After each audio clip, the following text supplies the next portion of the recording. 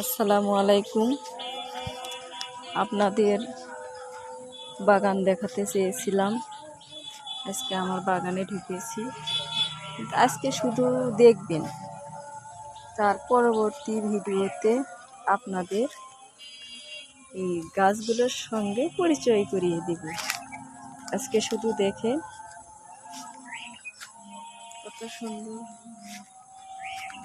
গাছে লেবু ধরে আছে, আম ধরে আছে।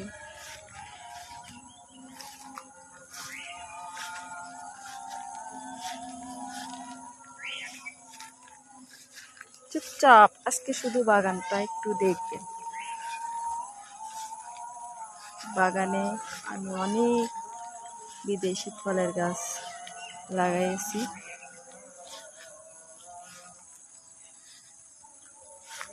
যতগুলো গাছ লাগাইছি সবগুলো গাছই হয়েছে ইনশাল্লাহ, কিন্তু একটা গাছ আমার মারা গেছে।